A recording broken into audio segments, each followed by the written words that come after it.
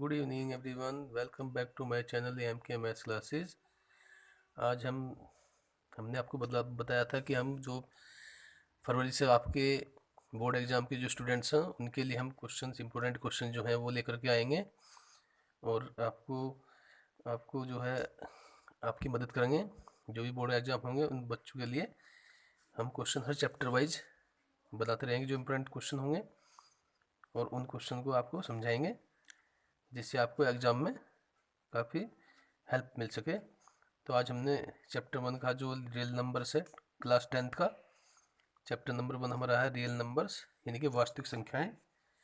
उस पर हमने कुछ क्वेश्चन दो इम्पोर्टेंट क्वेश्चन लिए हैं। वो क्वेश्चन काफ़ी बार बोर्ड एग्जाम में पूछे गए हैं, तो उन्हीं को आज हमने समझाएंगे आपको। रियल नंबर्स, वास्तविक संख्याएं। देखो, परिमेय संख्या हेडिंग हमारे पास है। पहले परिमेय संख्याएं यानी कि रेशनल नंबर्स। परिमेय संख्या हमारी वह संख्याएं होती हैं जो P अपॉन Q के रूप में होती हैं, और जबकि Q is not equal to zero यानी कि Q की वैल्यू कभी भी जीरो नहीं हो सकती के रूप में होती हैं, वो परिमेय संख्या कहलाती हैं हमारी।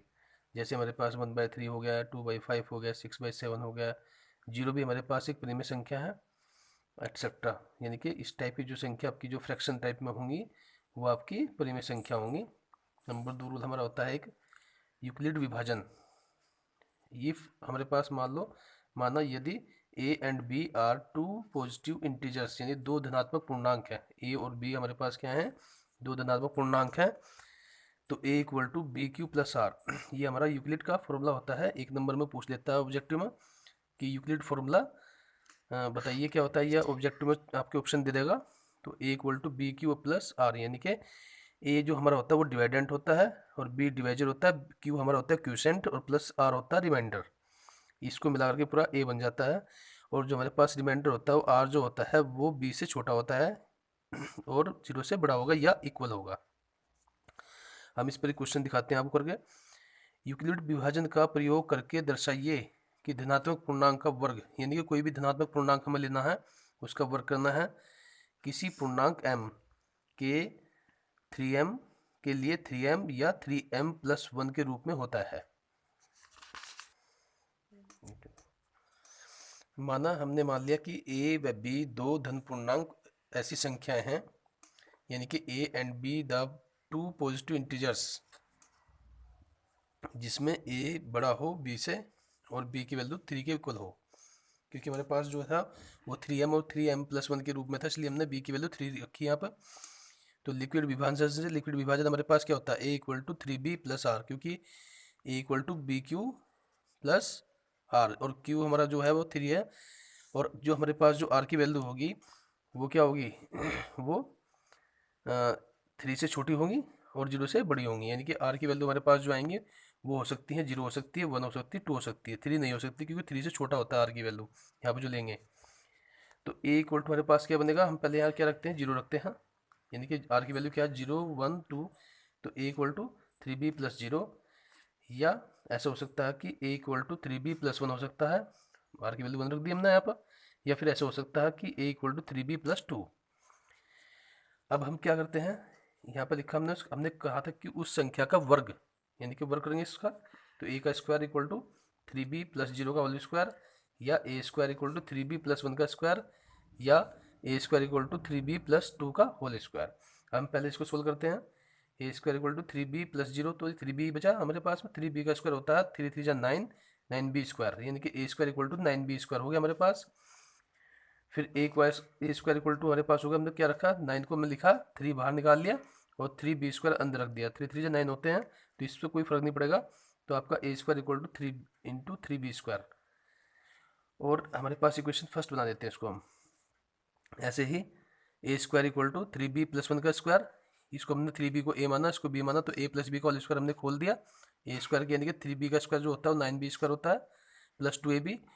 2a की वैल्यू मेरे पास 3b है, तो 2 3 6b हो गया, और b की वैल्यू 1, तो यानी 6b हो गया मेरे पास में, और प्लस का 1 का स्क्वायर 1, यानी कि a square plus b square plus 2ab। तो a स्क्वायर इक्वल टू मेरे पास बचा 9b square plus 6b plus 1। अगली जो लाइन हमारी स्टेप होगा वो होगा a स्क्वायर इक्वल टू, देखो हमने क्या किया, इस 1 को बाहर निकाला और 9b² प्लस 6b में से हमने 3 बाहर कॉमन निकाल लिया, तो 3 3 जा 9, b² बचा अंदर, और 3 2 जा 6 प्लस का 1, तो a² इक्वल टू हमारे पास बना 3 और 3b² प्लस 2b, क्योंकि हमने 3 कॉमन ले लिया इसमें से, और बाहर प्लस का 1 जो था हमने बाहर निकाल दिया वो।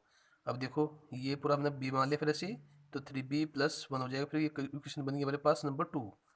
ऐसे लास्ट हमारे पास है तीसरी वाली जो थी a² equal to 3b plus 2 का होल स्क्वायर। तो हमने क्या किया, इसको a माना, इसको b माना, a प्लस b का होल स्क्वायर हमने खोल दिया, यानी कि a² plus b² plus 2ab।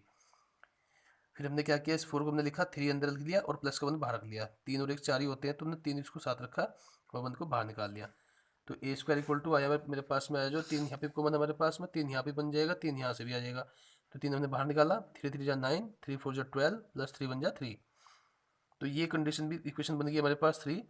तो ये सब इक्वेशन जो बननी एक उसी फॉर्मेट में बन रही हैं, इसलिए equation first second and third से स्पष्ट है कि a² यानी कि कोई भी संख्या का स्क्वायर जो था, जो धनात्मक संख्या थी, तो उसका स्क्वायर जो था यानी कि वो 3 से विभाजित होता है।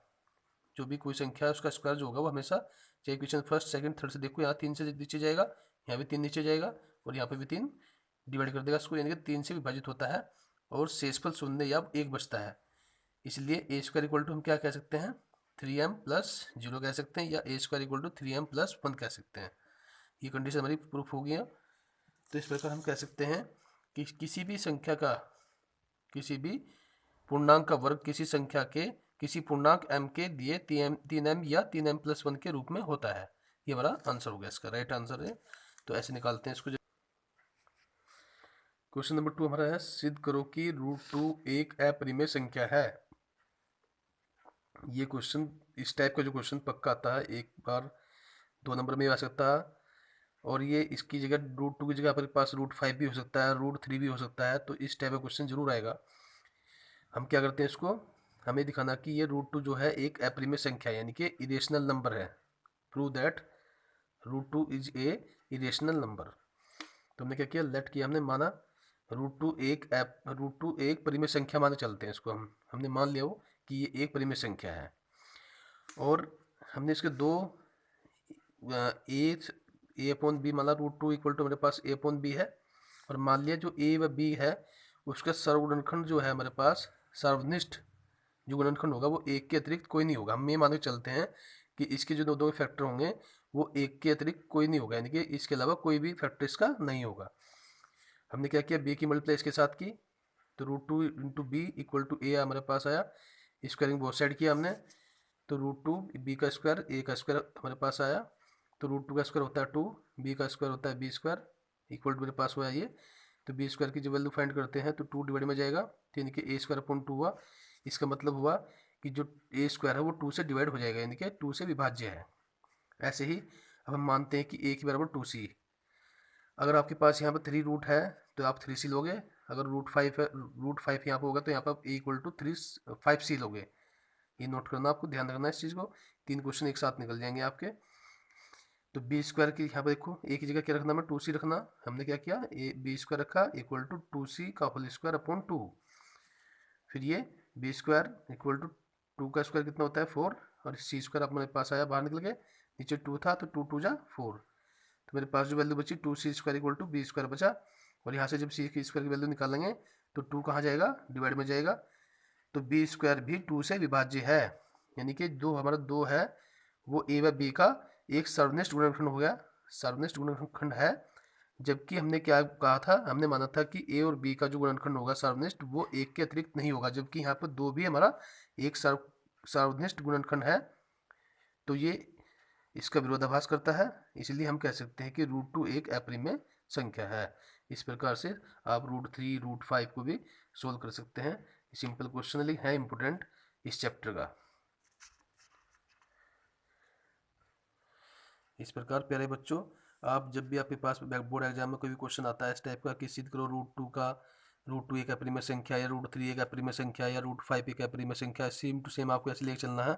बस आपको ध्यान रखना है लास्ट में जो आएगा यहाँ पे इक्वल टू 2c रखेंगे √2 के लिए, √3 के लिए रखेंगे 3c, और √5 के लिए रखेंगे आपके 5c। बाकी सेम एज इट इज सारे क्वेश्चन ऐसे रहेंगे। तो ये इंपॉर्टेंट क्वेश्चन है, इसलिए मैंने आपके लिए इसको इस पर वीडियो बनाई है। जो बच्चों के लिए काम आ सके। और हम प्रत्येक दिन जो है आपके लिए इंपॉर्टेंट क्वेश्चन लेकर आएंगे जो आपके बोर्ड एग्जाम में आपको बहुत हेल्पफुल रहेंगे। और अगर आपको ये वीडियो अच्छी लगी हो तो आप इसको ज़्यादा से ज़्यादा लाइक करें, शेयर करें, और यूट्यूब पे नए हैं हमारे चैनल पर तो आप इसको सब्सक्राइब करें। और स्वस्थ रहे, मस्त रहे। Thank you so much.